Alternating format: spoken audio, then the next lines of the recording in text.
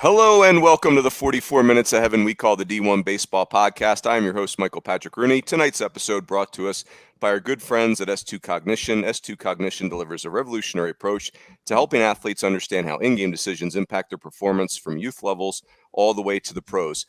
Reach out to the people at S2. Get an assessment of what kind of swing decisions you're making in baseball or softball. It will change your world. I want to also say thank you to Pitch Logic, the system used by players, coaches, scouts, and instructors at all levels of play. From youth leagues to the big leagues, the easy-to-use and affordable technology makes the platform accessible to every player at every level. All the metrics and features used at the highest level of our sport. PitchLogic.com for more information. That's PitchLogic.com for more information. Tonight, I have my Pitch Logic shirt on. I forgot. Oh my gosh! I had my Pitch Logic shirt on. The JoJo Joes, sponsored by Pitch Logic. How about that? Look at the synergy, the corporate synergy. I feel like a fan on TV when they pan to the crowd at a college football game and they're like, oh goodness! As you can hear, I've got Joe Healy here, owner operator of the JoJo Joes, coming to us live from Northwest Arkansas. I've got Fitty Barrels, Aaron J. Fitt, and I've got Steve, the man in college baseball known as Stephen F. Schoch. Gentlemen, I've got a personal question for each of you. Stephen, I'm going to come to you in a second. Joseph, you are from East Texas. And I noticed on our video board here, on our video screen, a Whataburger cup. And you are always stumping for Whataburger. Is Whataburger available in North Kakalaki, or is it not available? Coming to a North Carolina city near you. They are on the way to North Carolina. I believe they're putting a couple in the Charlotte area. They're also putting one, interestingly, in Fayetteville, North Carolina. No disrespect to Fayetteville, North Carolina, but how dare you, sir? But they're putting one. They're putting one there. So they're starting to reach out, which I have mixed feelings about, Runes, because as much as I love Whataburger and I will patronize those Whataburgers, it's more like I get a little nervous whenever the local chain starts to really branch out a little bit. Is the quality gonna fall? Are they gonna simplify the menu? Because the beauty of the Whataburger, as you've heard me say before, is that it's a pretty diverse menu. Like, you're not just getting burgers and chicken, you're getting various breakfast items, you're getting taquitos. They have several different kinds of desserts. It's really all over the board. So I don't want them to lose what I feel like has made it special. And I worry with the national rollout, it's going to be different. But I guess that's what happens. Change. I have to be comfortable being uncomfortable with change. Yeah, I mean, but don't serve Joe Healy a subpar taquito, for God's sakes. I mean, let's not do that. Don't you dare. Yeah, don't you dare. Don't even think about it. Don't. Well, I'm pleased to know that Northwest Arkansas has Whataburger. We do, right around the corner. Yeah, Stephen. So I listened to part of your podcast, or a clip of your podcast with Jake and Jordan, which is just, if you like smiling and laughing, and I do need every week, like, that podcast is so enjoyable.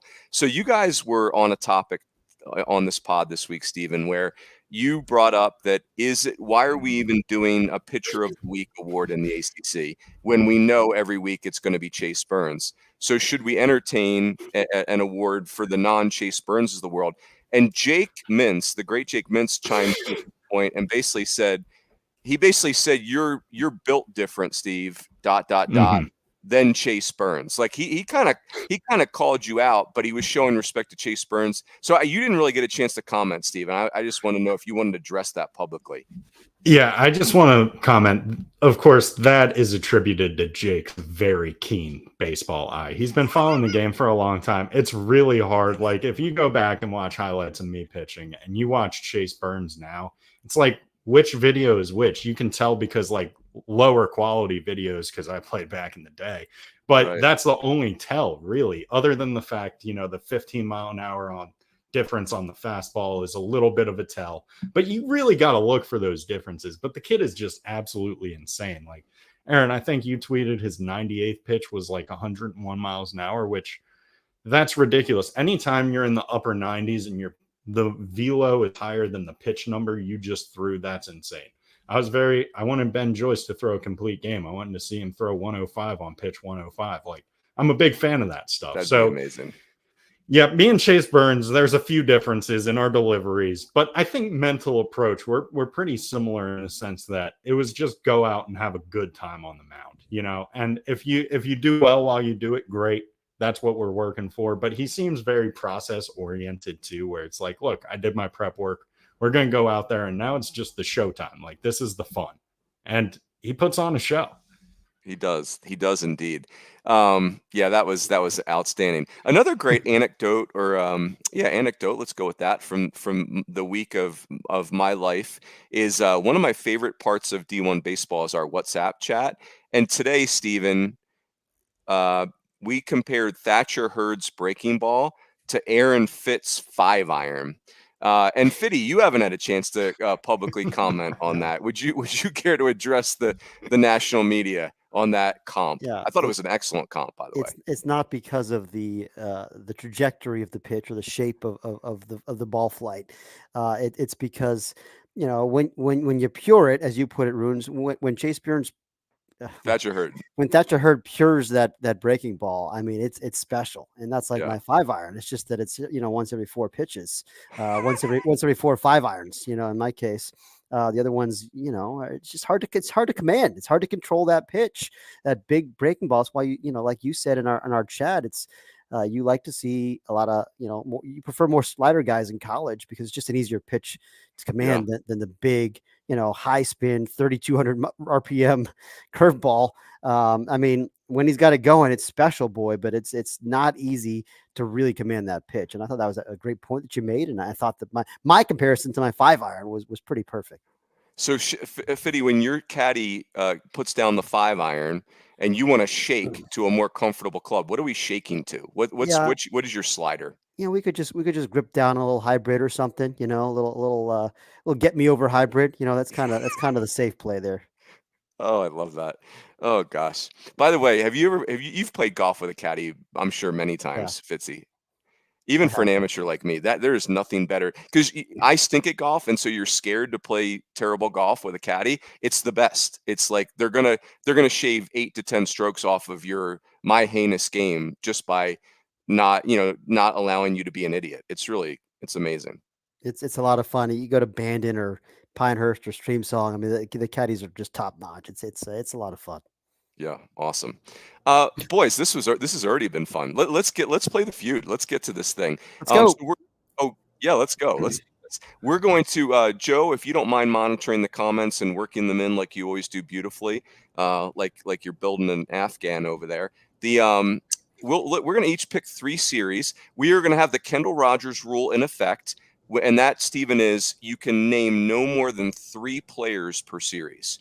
So Kendall has a photographic memory and could literally run off the roster for both teams, but that is not good podcasting. So we're going to do maximum 3 players per series. You don't even have to do 3 players. You don't have to do any players if you don't want to. But if you are going to name players, it's the maximum of 3. So we'll each do 3 series that have that pique our interest this week. Most of the series are Thursday to Saturday because of Easter Sunday, and that's why we're doing this on Wednesday. So, Stephen, what is the first series you would like to chat about? So I love the Kendall Rogers rule because for me, I can't, memory-wise, I am not good at memorizing names. Even back when I was playing, my final year at UVA, I didn't know half of our freshmen names till about February. And granted, I wasn't with the team till January 5th, I think was my first day. But still, that was a long time. They weren't drinking age, Stephen, in fairness. You guys were doing different things at night. Steve's like a young Augie Garrido. I love it.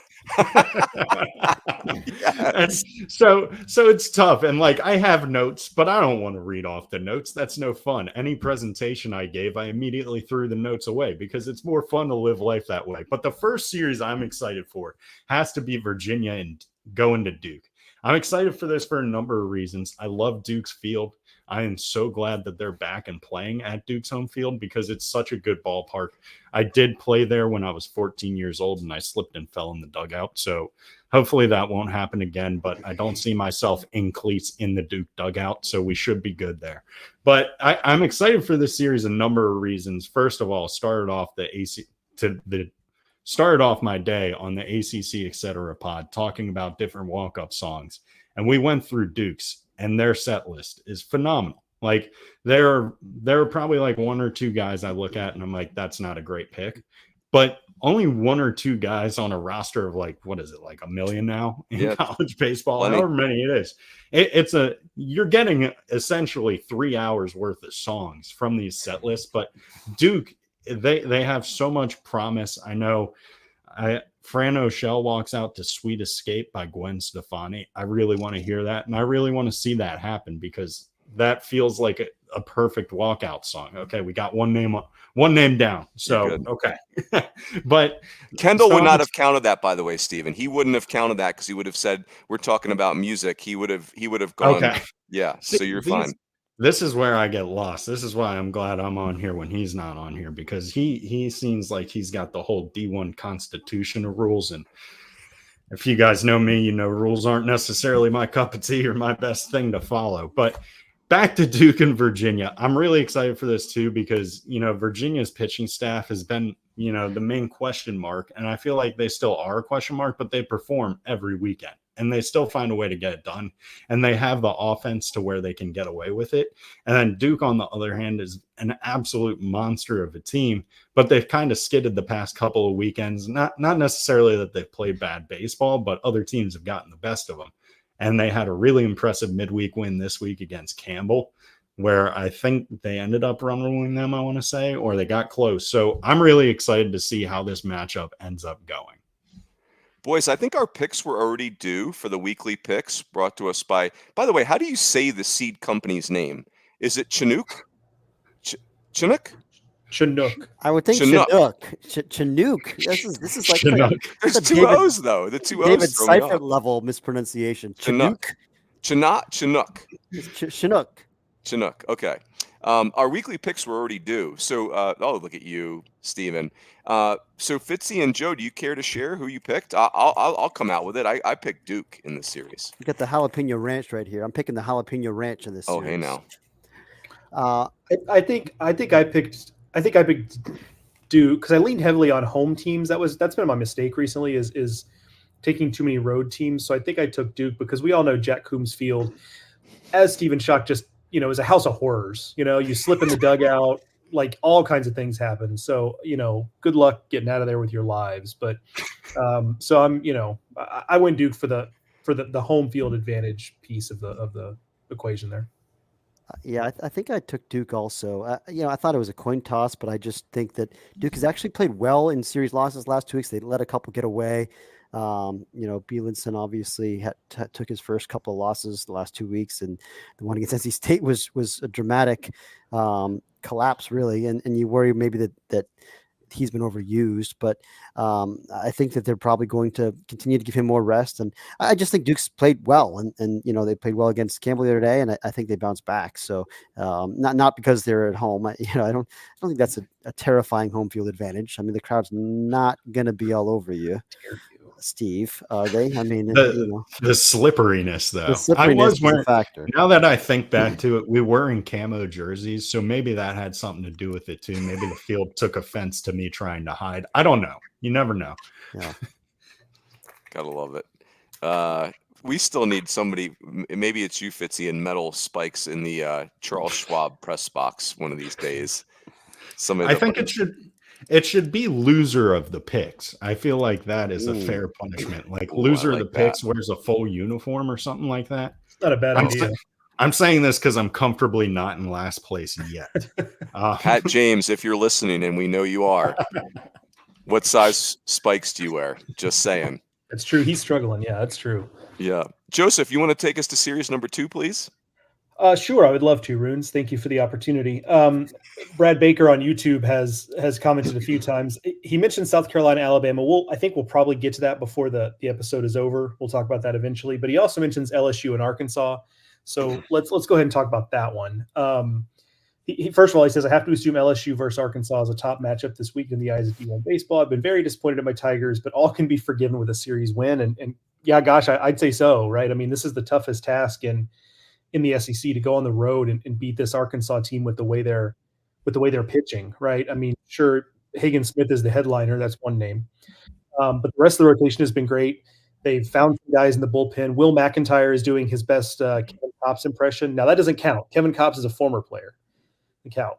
But he's doing his best Kevin Kopp's impression in terms of being a guy who's just felt like maybe a fringe piece or a depth piece that has just turned into a dude for them. And it's been a real game changer for their pitching staff. So given the offensive struggles for these teams, I think we should feel pretty confident that the pitching staffs will be able to limit run scoring here. The key for me, if LSU is going to be competitive in this series, is they've got to find a way to do something offensively against Arkansas's pitching staff. Brad Baker also comments, Thatch, he's referring to Thatcher Hurd, should go to the pin like last year and figure it out. And whether or not that's what they do, it's the third player, by the way, Thatcher Hurd.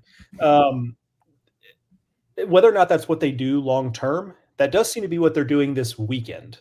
They've gone with a TBA, whereas Hurd would usually be in the rotation. So, and he still may start the game, he still may appear, but I think Brad Baker may get his wish there at least this week, and we'll see Hurd out of the pen. But we'll just have to see how they use their pitchers. This week is a wonky week in general because of the Thursday part of it. So coaches tend to deal with that differently. Some just move up the rotation.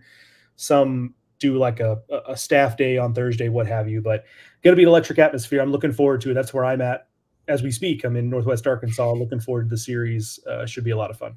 Can I jump in real quick on Hurd, because we were kind of joking about it earlier, but it's weird because if you look at his numbers, it's first of all, if you look at his stuff's electric as it has always been, right? I mean, it's at Mississippi State, it was, I don't know, mid 90s with a wipeout, breaking ball and slider, that all the metrics, 3,000 RPMs, all that stuff, and he kind of got tattooed. And it's like, okay, well.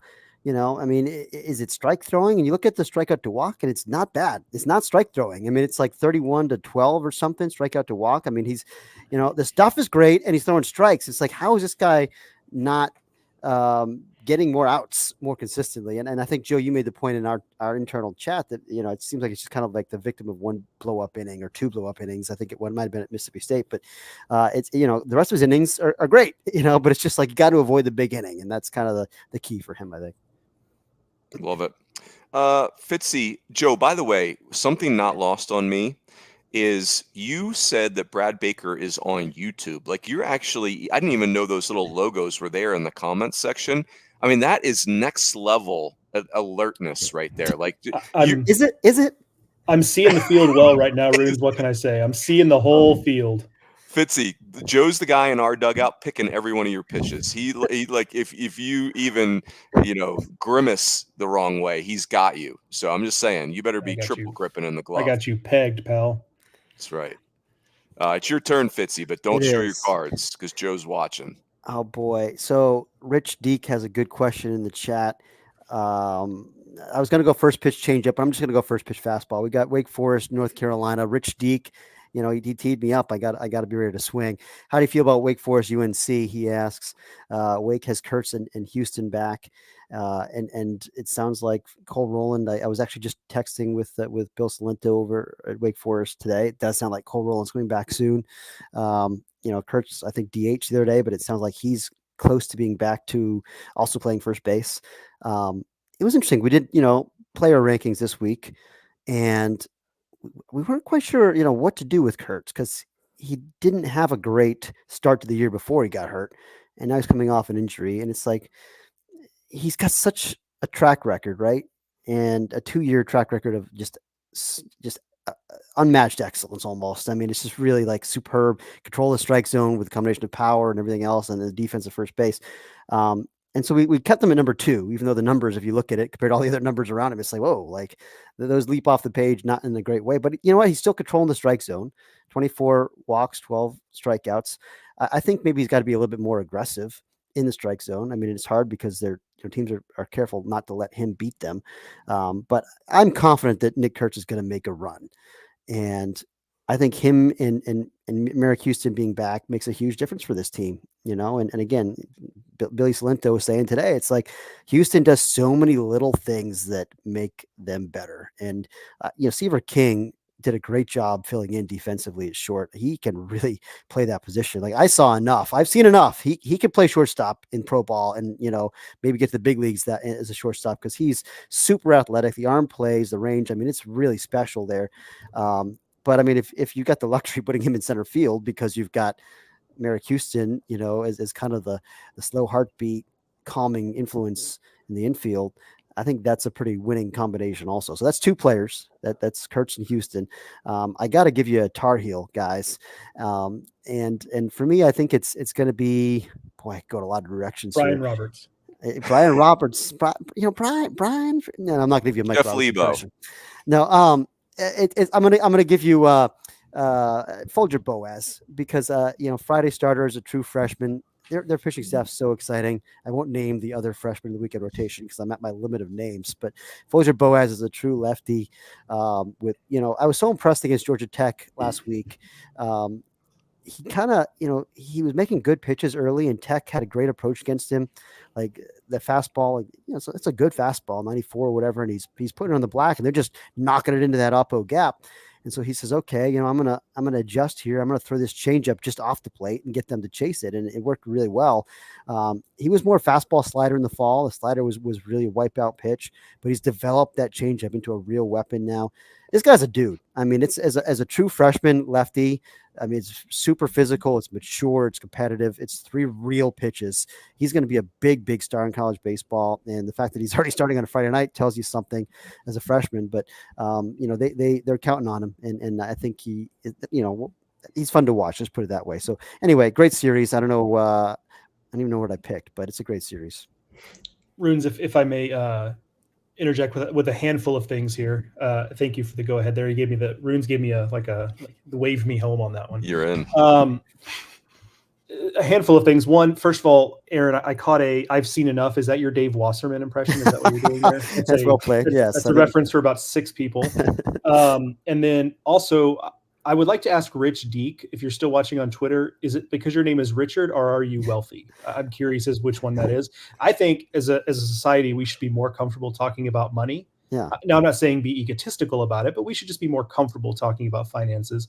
So I'm curious if Rich Deek, if his name is Richard or if he's a wealthy individual. And now I've forgotten my third thing was Pat James said here, Burns pitched on Friday last week as part of the Thursday-Saturday series and seems poised to go on Friday this week. So you do wonder if that's how you can kind of seamlessly, make a little bit of a transition there to get their rotation the way it probably at this point should be. Does that series? I mean, that series starts Thursday too, though, doesn't it? Well, that's what he's saying. Yeah. This week, though. Yeah. Okay. So yeah. So when would they just keep Cardle on Thursday again this week, and then maybe flip it the following week? Yeah, I think that's what Pat is. Okay, implying. got it. Yeah. I think that's a tricky call, though. So, Stephen, I'm going to make a statement, and I want your gut instinct on this. What I like about Chase Burns throwing game 2 for Wake Forest is that, if you lose game 1 to Wake, you're so screwed. It's the most discouraging thing ever. And it is Josh Hartle. I think a rational person would say he's going to regress to a really good pitcher, right? He's not a human that's going to pitch to a 7 ERA. So, but the other side of that is if you throw Chase Burns in the game 1, you're winning game 1. That's a great way to kick off a series. So, what say you, Stephen? Tom Walter is making you make the decision for the rest of the year. Chase Burns on Friday night in game 1, or do you like the game 2 scenario? I like him on game 2 just because it gives a whole game of thinking, damn it, we have to face Chase Burns tomorrow. So now not only is he affecting the game he's pitching in, but he's affecting the game before too.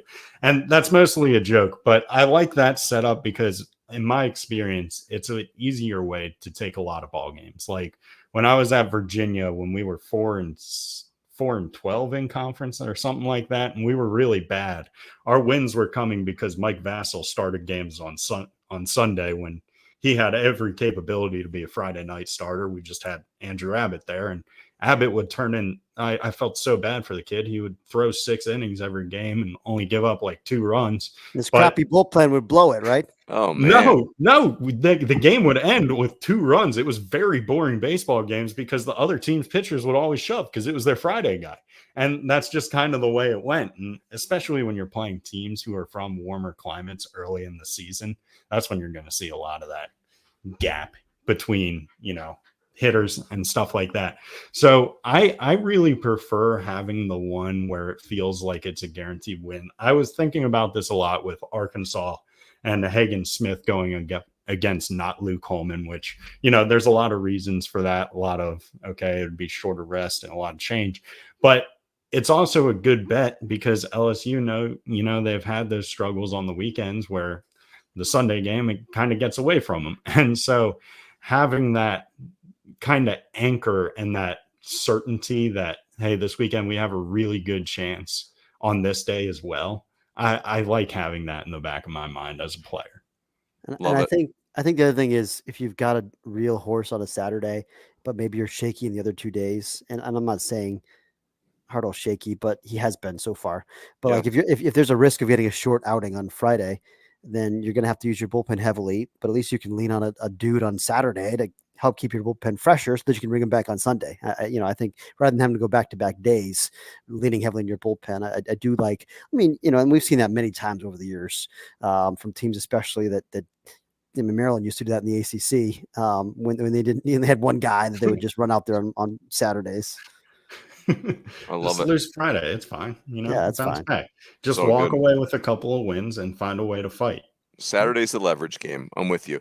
Boys, for my series, I'm going to go to the Fun Belt, and I'm going to give you Louisiana at Texas State. The Bobcats have been playing well lately, but I got to tell you, the team I'm really focused on, I feel like I know who Texas State is a little bit. I feel like they've got some fairly famous offensive players whose names I'm not going to give you because I don't want to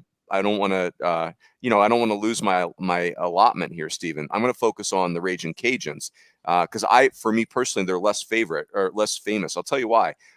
Louisiana lost a series to Rice earlier this year, and they also went 0-3 in Minute Maid. And Rice is well under 500. This is not your father's Rice program. No offense.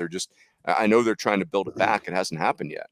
And so I kind of packed up my bags on Louisiana at that point. And now I wake up and they're 5-1 in the Sun Belt and they are 17-8 overall. And it's going very, very well. They have a famous position player. Their shortstop, Kyle DeBarge, is a very good player. He's having a good year. I would imagine he would be a very good draft pick. What is interesting to me is if you look at Louisiana's pitching, they have like a hybrid guy, LP Langevin, I'm going to say. It may be pronounced differently. He's got 8 appearances, but only 3 starts and 26 innings. Kind of a low strikeout guy, but very low batting average, only 167 against. And they have these 6 arms that all have under 200 batting average against. And it seems like they've classic, like this team that doesn't have the depth, but they have just enough on the mound. Andrew Herman, it looks like he's their best starter, 1-1 with a 2.54 ERA. So anyway, Louisiana is interesting to me because I kind of walked away from them and shouldn't have, it appears. And now that said, they will have their hands full at Texas State, who clearly is, also a regional caliber team. So I'm very, I'm loving the Fun Belt this year. I'm loving that it's 10 straight weeks, and this is a really good weekend in the Fun Belt.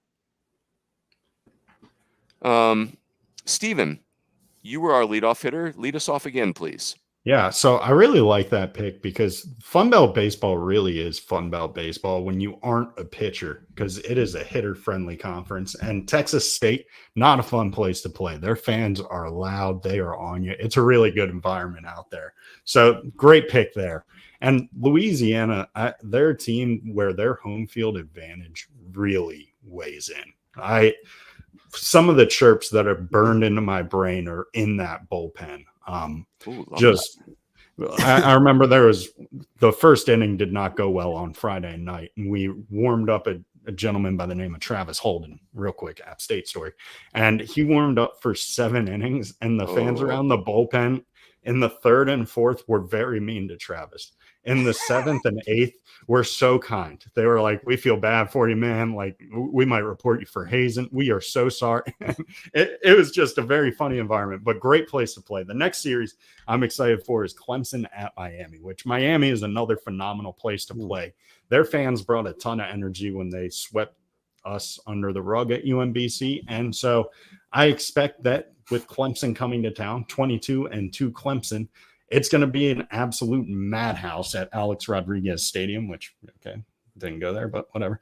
We'll still gloss over it. Do you guys know why it's Alex Rodriguez Stadium? Because I feel like you guys he wrote a check. He wrote a big check. Steve, if you write a big check, you could name the outhouse after you. Listen, Steve. That's the goal. That's the dream. You've got 3 alma maters to choose from. Send any one of them a check. I'm sure they'll name something after you.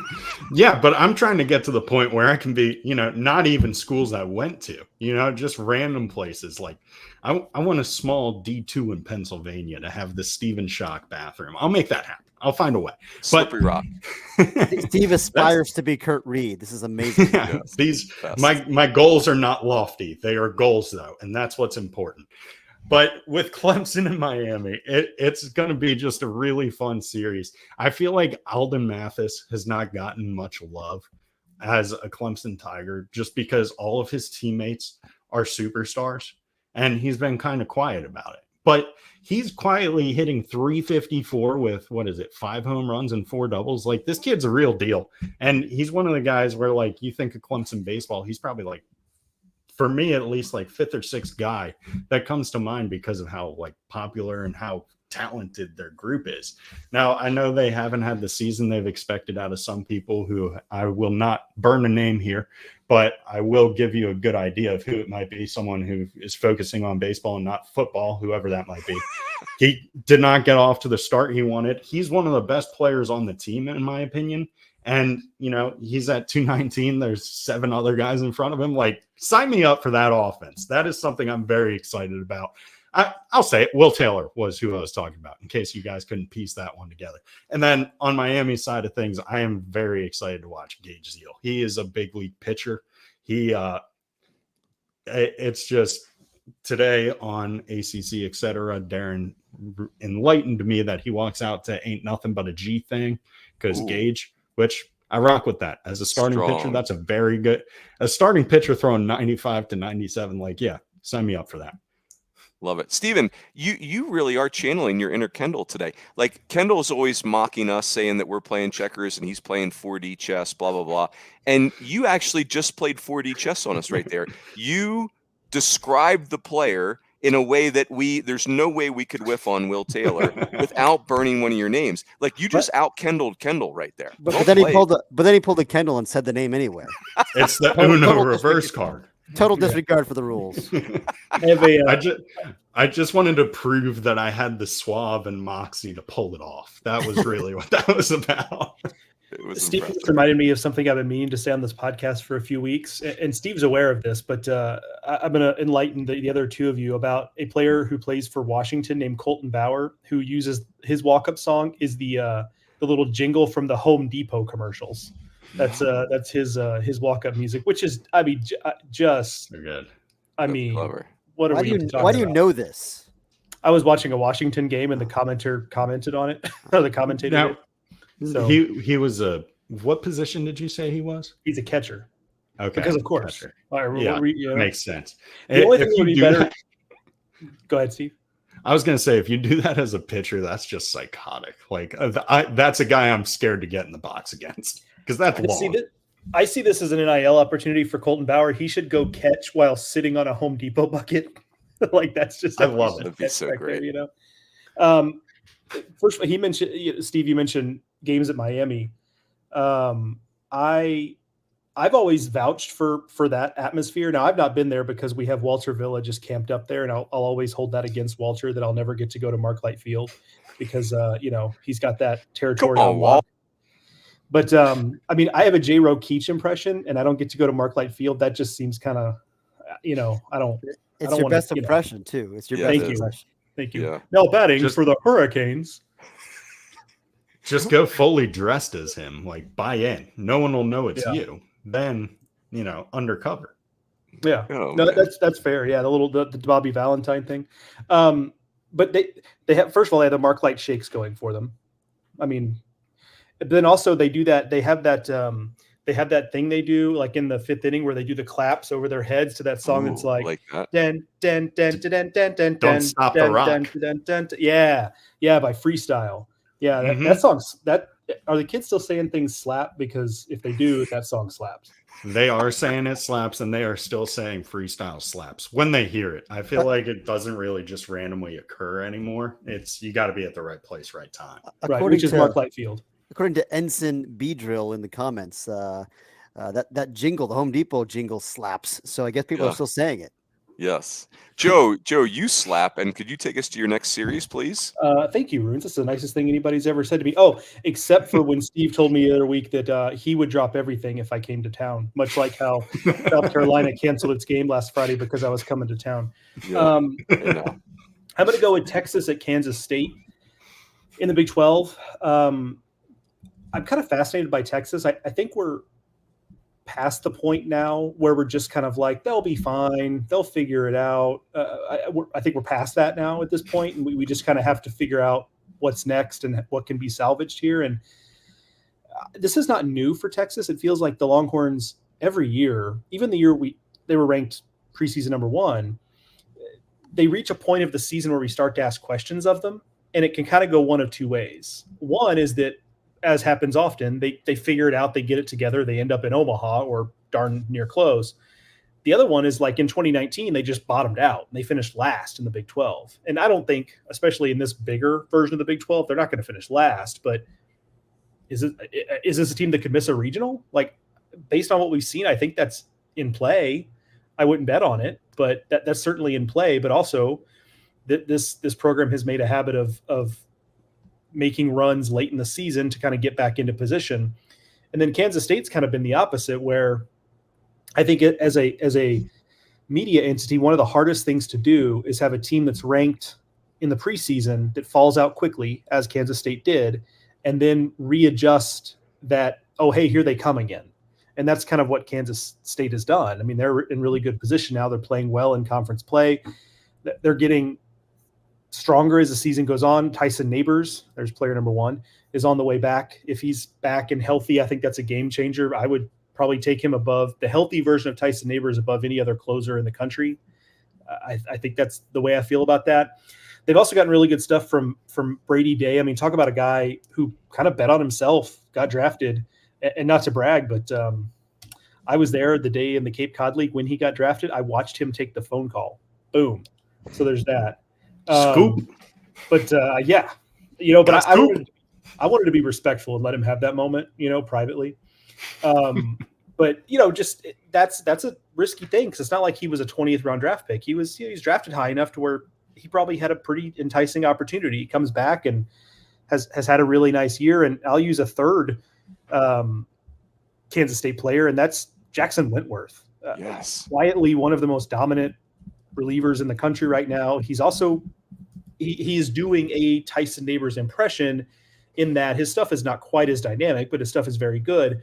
But more to the point is that he's not a 3-out guy. He's hey, go get us 6 outs, go get us 9 outs. And that's just such a valuable weapon when it's someone who's been as successful as he's been. This series is in Manhattan. I don't know this for fact, but I feel like K-State typically does a pretty good job against Texas, even when Texas is really good. That feels like one of those matchups that for whatever reason has just kind of haunted the Longhorns. So we'll see. But if Texas is going to make a move here, it kind of needs to get going. I do, Joe, like that Texas has fixed the rotation, or fixed is probably the wrong verb, but they've taken their best arms. LeBaron Johnson is having a good year. Max Scrubs has been excellent. Ace Whitehead has been excellent. So, which makes it even more mysterious that they keep losing games. But they are a puzzle, aren't they? They're just hard to figure out. Fitzy. Oh, by the way, Jackson Wentworth reminds me of the movie Trading Places, because I can't remember his name, and Wentworth, I think Wadsworth or whatever the name was in Trading Places. Jackson Wentworth, one of these days, I'm going to know your name and not confuse it. He's in, and we have not debated our reliever rankings yet. It is player rankings week here doing baseball, but in the preliminary rankings, I've got Jackson Wentworth juiced way up there. 44 strikeouts, 6 walks in 30 innings. That'll play, fellas, and it's power stuff. He's always in power stuff. They were counting on him to figure it out, and they really needed him to take on that big role without Neighbors. He's sure done it. It's been a huge piece. Love it. Fitzy, you're next, right? What series you want to go with? So I'm going second pitch changeup on your Runes. Ooh, love it. Second pitch changeup. Keeping your toes. Is that cross counting? Yeah, Steve, you're pitching backwards. Yeah, I'm out in front. Yeah, you have no idea what's coming. Lamar and Oklahoma, guys. Lamar, sneaky Lamar is 19-5 on the year, including a big sweep of Steve Schoch's UMBC Retrievers. Put the dog down. Yeah, they did do that. It is that a real expression? I'm sorry to interrupt you, Fitzy. No, Are people really saying put the dogs down for the Retrievers? They can't do that. I always would joke because you always see like the hashtags like Tennessee. It's always like beat Lipscomb. It's like, okay, yeah, okay. What do we have? Like, come on, keep us out of it. So it's like, do you use that on a final graphic? Like, if the series that feels like a bridge too far. Oh my gosh, that hurt my heart right there. That was one as a player. That was a way to cheer yourself back up on the team bus after a sad series weekend loss. You just kind of, well, at least that didn't happen. Yes. Fitzy, I'm sorry. Continue. That was my goodness. That's my fault, guys. I invoked Steve. What did I expect? It's on me. But no, Lamar hasn't played the strongest schedule. I mean, UMBC, Pacific, and Houston Christian the last 3 weeks. They swept all those. They had a long winning streak, but they sound pretty interesting to me. They have a Friday night guy named Brooks Capel with great numbers. I watched some synergy video of this guy. It's kind of a over the top look. It seems like it gets on you quick and feel to pitch with 3 different pitches. Nice matchup there, I would assume, against Braden Davis, who was awesome for Oklahoma. He's been awesome, but I mean, 7 no-hit innings last week for Oklahoma against West Virginia with 12 strikeouts. That'll play. He's a guy. He's really, as a transfer has come in there that they were counting on. He's been awesome. But the Sooners did lose that series last week to West Virginia after Braden Davis, and so kind of a opportunity for them to maybe bounce back, but maybe a sneaky little opponent coming in here, that not a lot of people are paying a whole lot of attention to. I'm paying attention to Lamar. This was a Chris Gennaro special. Chris, I think he wanted to put this in the pick. I don't know if he wanted to put it in or not. I can't remember, but he was convinced Lamar is going to go in there and win that series. Maybe they will, but here's one more name for you. River Orsak. Ooh. River Orsak is a right fielder for Lamar. I don't know much about him, but he's their leading hitter. He's got a dynamite name, 999 ops. He's having a nice year, doing a lot of good things for him, filling up the stat sheet. So keep an eye on River Orsak. First of all, Jim Gilligan not walking through that door as far as Lamar is concerned. Also, in their lineup, they have a gentleman they have a guy on the roster named Connor Kaiser, which talk about 4D chess, sneaking a Vanderbilt great and current big leaguer onto the roster. Just super smart, savvy move. And also, welcome back Drake Varnado. He is on this Lamar team and he's playing well. I mean, he's back home. He's from the area. They call that area of East Texas the Golden Triangle. But he went to he's from Port Neches, Texas, which is kind of in that Beaumont area. And honestly, like, jokes aside, a player like him, highly regarded, goes to Arkansas, bounces to Arizona State, doesn't have the success he's looking for. Like, this is a transfer portal positive story where he found a spot where he can play and develop and have some success. And ultimately that's kind of what we're all rooting for in the transfer portal. So that's nice to see. Yeah, and that's the one good thing. Like, they were worried that he wasn't going to be eligible because he went to Arkansas, then Arizona State. And so that is a positive point of the chaos right now, is that a kid like Drake Varnado can play right away, and obviously he's in the perfect spot for him, which is good. Boys, I'm gonna do a Pac-12 series. We'll do a lightning round here in a second after I do this one. I'm going to do Stanford at Utah because it's just like two contrasting realities. Like, Utah was probably picked, I don't know, 10th or 11th in the Pac-12, and Stanford was really hard to figure out because they lost Braden Montgomery and all these other players. And Utah's having this awesome year and Stanford is under 500. But no one's really buried in the Pac-12 right now because you're not catching Oregon State, and everything else feels kind of up for grabs. I mean, you probably are going to have a tough time catching Oregon at this point, but third place is right there. And so, this is at Utah, which is a unique place to play. And I'm not going to name any Stanford players, like in the past or present. I'm going to focus my 3 player allotment on Utes, Stephen. And so Kai Roberts has been there a long time. He's the son of Ryan Roberts, who was a longtime assistant at BYU. He's this 6 foot, 4-ish left-handed hitting center fielder. He's got 1,100 OPS, 5 home runs. He's got 14 steals. He's just really like a big, awesome baseball player. They also have a shortstop that came to them from Nebraska. His name's Core Jackson. And they kind of said in the preseason, hey, if this dude clicks, this is a better athlete than we've had at shortstop in a long time. And it's happening. Core Jackson's getting it done. And Utah just has to be very clever in their roster construction because they're just not very many kids' first choice right out of the chute. And then the other player I want to mention is Micah Ashman. It's hard to pitch at Utah because of where they play. This is a 6'7" lefty that's had 3 great years, and he's having another good year. He's got 6 saves already. What happens to kids at Utah is they walk people because they get scared of the violent contact they're pitching to. Mike Ashman, in 3 years, that has not happened to him. He's pitched to low ERAs. He does not walk anybody. He's 6'7" and funky. So if you're playing Utah, it's you get in their bullpen and that dude's sitting there, you better have a lead already. So, he's very interesting to me. And that whole series is interesting to me. Boys, let's do a lightning round. Here's what I want to do. Stephen, you're going to start. And you're going to pick a series, and you can give us one player or one thought. And it's think about basketball. It's a shot clock. You got 24 seconds or less. I may or may not have a stopwatch in my hand. So one player or one thought, or one player and one thought, but it's got to be 24 seconds or less. You go first. All right, South Carolina. Hold on, Stephen, hold on. And we all have to comment. We all have to comment on the series. So whatever series Stephen brings up, we all are going to have to comment on it.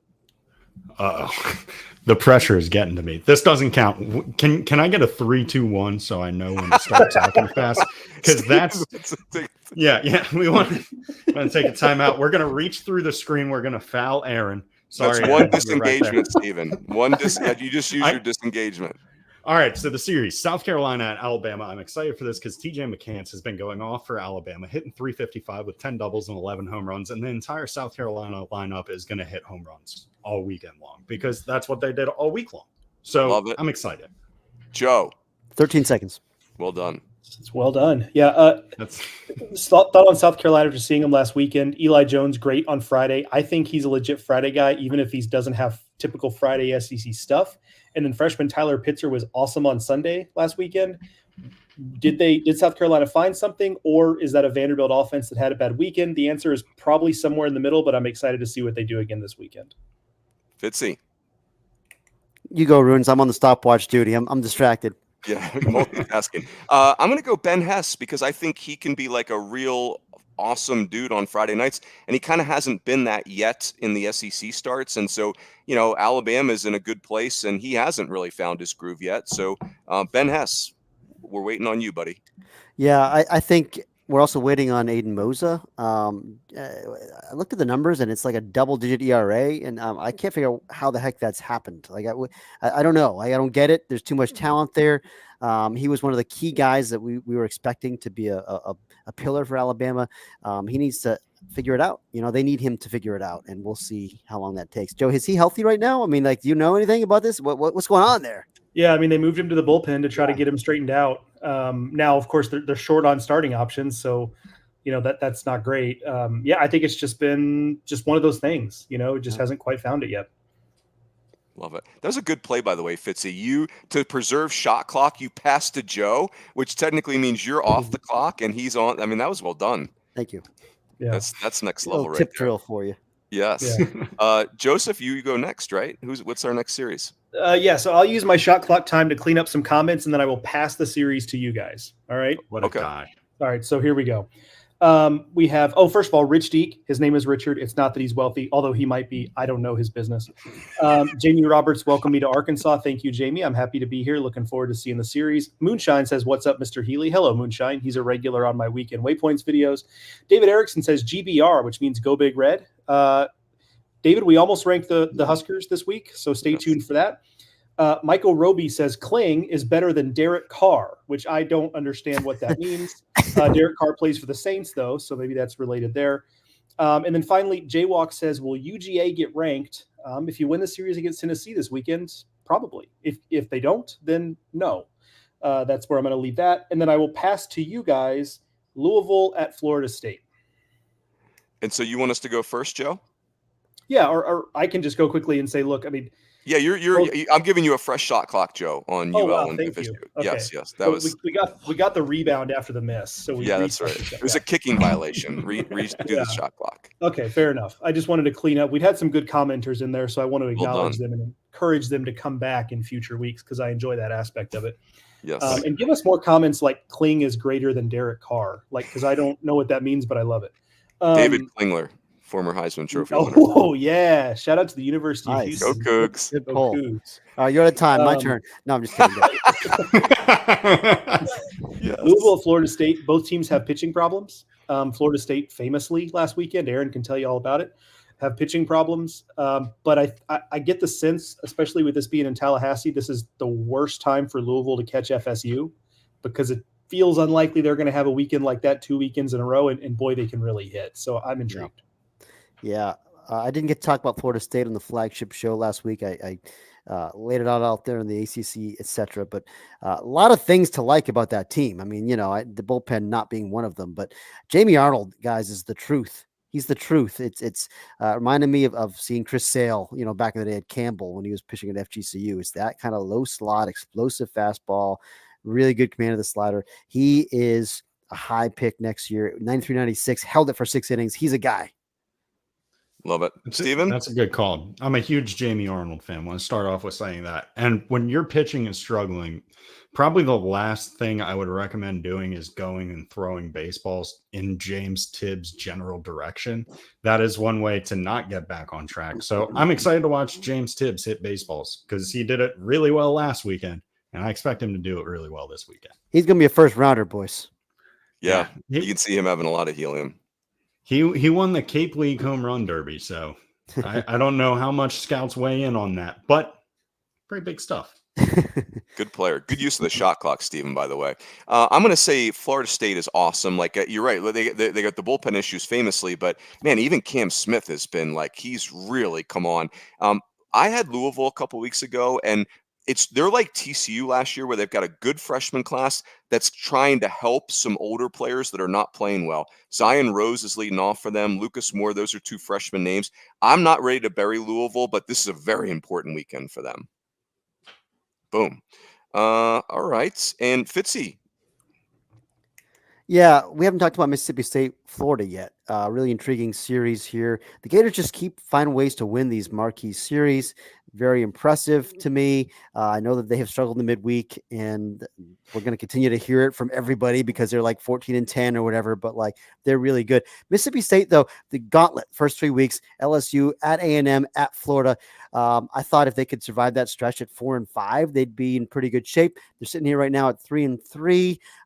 If they can find a way to win that series, they're really in good shape. But I like their chances to go in there and win one game. I think they're a good club.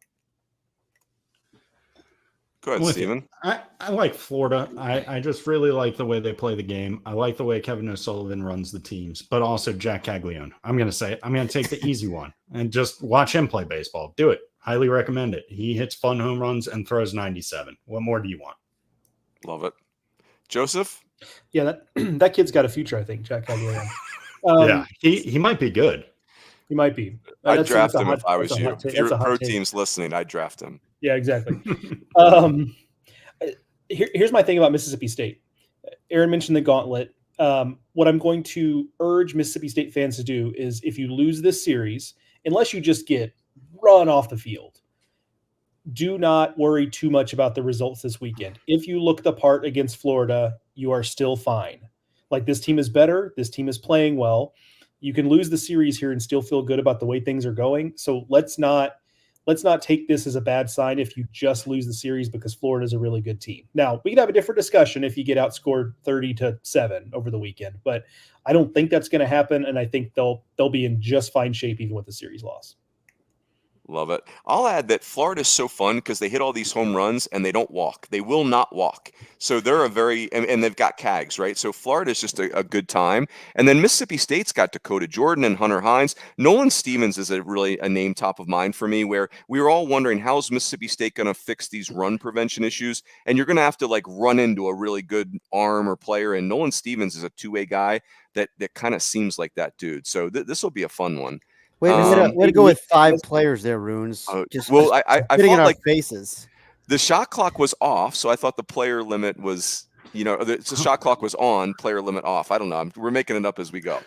I think I mentioned leading the SEC in fielding percentage as well in SEC games, that was as much as the pitching. That was a problem last year, and they seem to have fixed that. I didn't see that coming. Go ahead, Fitzy. Sorry, what did I cut you off there? I was just going to piggyback on your Nolan Stevens point. I don't know if I said this on the pod or not already. I apologize if I have, but their coaches over there were kind of comparing him to a young Hagen Smith when Hagen was a freshman. It's that kind of look. They think maybe it's even more strike throwing at the same age than Hagen had, but it's that kind of look and really that kind of stuff too. It's, at the same age. He's not throwing 98, 99 like Hagen is now, but he's like, 94 with life and command, and he's badass. Yep. Amen.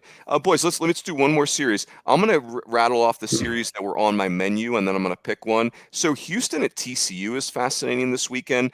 Irvine is going to Hawaii, which is intriguing on the West Coast. UIC is having a really nice year, and they're going to Indiana State. Cal at Arizona State. Washington State at Washington is fascinating to me. Troy at Southern Miss. You've also got Georgia at Tennessee, which has been alluded to. UK, Kentucky's at Ole Miss, and then Auburn is at A&M. I'm going to pick Auburn at A&M, and I'm just going to say that, to use a funny expression, it's getting late early it's getting late early, right? That's the expression. You got it. Thank you. Trust yourself, Coach Rooney. Yep. Auburn and A&M. Auburn's 1-5, and this looks like a very losable series. And Auburn just says the rotation hasn't been great. So the urgency Auburn's going to bring this weekend, does that translate into wins? We'll see. Steven, you want to go on Auburn at A&M? Yeah, of course. I've become the biggest believer in the Texas A&M Aggies, and the change within a year of how much I have cared about that program has been immense. And so I'm really excited for this series just because they have such a prolific offense, but then you can't let that distract you from the fact that they got the best ERA in the nation, I believe, and they just throw a ton of strikes. Like, the big knock against them last year was like, oh, it's kind of boring. It takes a while. You know what's really efficient? Just filling up the strike zone. That makes games go by very fast. I like it. Joe? First off, I will say quickly, Runes, I apologize, but I'm also intrigued by Washington State, because I wonder if there's any truth to the rumors the winner of that series gets to keep Pat Chun as their athletic director. That is hashtag awkward. Yeah. So, but that's an interesting stakes, Yeah. It seemed unconventional to me, but who am I to say, why not? Let's not fall into the trap, fellas, of looking at Auburn at 1-5 and being like, oh, well, too bad. Like, they've got you right where they want you right now. They tricked you by going 1-5. They've got you all right where they want you. At 1-5, they're just ready to strike. Now, this is where Auburn wants to be at 1-5. This is where they're comfortable, and you're going to look up in June. They're going to be playing at Plainsman Park. That's just the way this works. Is Pat James the same way? Is he the Auburn of our weekly picks, Joe? Pat's got us right where he wants us in dead last place. Yeah, I mean, Pat's the smartest guy that works with us. Like, we know this to be true. So, like, he's sandbagging a little bit, just snake in the grass situation. We're going to look up, and we're going to be playing in the Pat James Regional in June. The game is dumb. Pat is smart. I think that's maybe what's going 100%. On here. I'm gonna take the under on Auburn playing home games in June, guys. 1-5 at A&M versus Tennessee the next 2 weeks. Even if they make a run, I just don't see them hosting a regional. Listen, the key to the whole thing for Auburn, Chase Alsop. I mean, it's a lot like Thatcher Hurd, where the stuff is good and he's throwing strikes. It's 32 strikeouts, 9 walks. And it's like, but it's a 6.59 ERA. It just doesn't quite match up. There's just something. It's got to click. He's the key, in my opinion, of the whole thing for them. Love it. All right, boys, let's wrap with this. This was great, man. This went so fast. In a second, I'm going to ask each of you where you're going to be this weekend. But before we do that, Stephen, I would like to get some clarity. I've been thinking about something that you mentioned earlier. You mentioned our man, Travis Holden, your old teammate at App State. He was a Mountaineer. And Great you guy. mentioned how he was like literally getting hot every single inning. And I was putting my coaching hat on when I was saying that. And, you know, like, well, let's let people remain nameless. I don't want to incriminate anyone, but like, is that like a miscommunication there? Because in my coaching career, I never like said, get hot, get hot, get hot, get hot. Like at some point, yes, go ahead. It was just it wasn't a situation where they cut off communication with us, but they would say like, get hot. And then they wouldn't relay like, all right, have him sit down. So he would just kind of keep rolling through it. But each time they were like, by about the third time it happened, they were like, look, just be hot and just be ready if there's any trouble. So like, just be ready to go at any moment, at any point. So they essentially were like, hey, we're going to have you in the KFC waiting area. The red light's coming down on you. You're ready to get picked up. It's just a matter of time of your number getting called. And it just didn't happen. But I still remember, like, because they had this big section where they made all this Cajun food. And I remember, like, all weekend I was like, wow, that smells really good. Wish I got some. And then they fed us after the last game, and I was like, oh, this is sick. I'm very glad I got some. But the people were all right there. And like at first they were like, oh, this kid sucks. Boo this guy. And then it quickly turned to like empathy. Are you okay, son? Like, do you need us to call your parents and tell them what we witnessed today? It was a very funny. It was like one of those Twilight Zone moments where, like, not a Twilight Zone moment, just one of those out of body experiences where you feel like you're in a show about something silly. This is where coaches don't show great maturity. And Coach Rooney, the younger version of me, may have done this, where you tell a pitcher to get hot and then you glance down in the bullpen, and if he doesn't have like sweat flying everywhere, you immediately start screaming, blood pressure rises. And, you know, like the mature coaching perspective is just I told him to get hot. I'm sure that's happening. I don't have to overreact, but it was an interesting one for sure. I did not throw that weekend or even warm up, so we were good. I avoided any confusion. There was no room. Travis Holden was on the bullpen mound the whole time. Aaron J. Fitt, where will Fitty Barrels be this weekend? What's on the docket? Well, I guess I'm just a Duke beat writer now because the UVA Cavaliers are coming to town. I got to see UVA. I haven't seen them yet. I have seen Duke 6 times already, but I guess I'm going to see him a couple more times because Virginia's in my backyard. I can't pass that up. I may also sneak over to NC State. I think they've got Notre Dame. Just need to get more eyes on the Wolfpack in particular. But home weekend for me, and then off to the beach for Easter. Oh, nice, very nice. Little tradition. Stephen, where will you be this weekend? So this weekend, my plans just changed, actually. I'm going to go to Durham to see Aaron Fitt. And then if Duke and Virginia happen to be playing in the background, I will check it out. I will take a glance, take a gander. But most of the focus is going to be, that human interaction, that connection. That's what college baseball is all about, Stephen, is there any police tape in the visiting dugout at Jack Coombs from when you rolled your ankle or whatever happened, or what? Has that crime been? No one was there. No, it was a scouting thing, and no one was there. I was like, might not be getting any offers today, but no one saw me fall either. So hey, we'll take it. Even better. Joe, so you all weekend? Are you in Fayetteville? I am. And Bruins, I know you were kind of kidding, but they don't have seat backs at Jack Coombs. You thought they had police tape? Like we had... they have several rows of seat backs. Don't be a jerk. Several rows. They've got at least 24 seats that have backs on them. SEC people on their high horses. They've got facilities work actually coming. I'm told it's actually going to happen at some point here in the relatively near future. So, and good for them because they deserve it. Yeah, I mean, I joke, but it's actually like I actually kind of like the setting of setting the joke aside. Like, I actually like the setting. Yeah. So I will be in Northwest Arkansas for the entire series. So my first time at Baum Walker. This is my last. This is the only SEC venue I've not been to, and that will change tomorrow when I will waltz into Baum Walker Stadium. For my final it reached my final form, having been to all SEC. Will you interview Hognoxious, the guy that just absolutely rails umpires for 3 games, or what? Do you have any plans to speak with that man? No, I feel like I'm trying to zig when others zag. A lot of attention on him, and he does his thing. Good for, like, it's not a criticism, but I'm trying to zig and maybe look for a little something else. He always makes a point to say hello to me when I'm in Fayetteville, and I appreciate that. He's, for a celebrity, some of these celebrity fans, they're down to earth just like you and me, guys. Yep. They're people. Joe, including the cup that's in your hand or was in your hand, the over-under for you at Whataburger, 3.5 this weekend. I'm taking the over. How do you feel about my wager? I like where your head's at.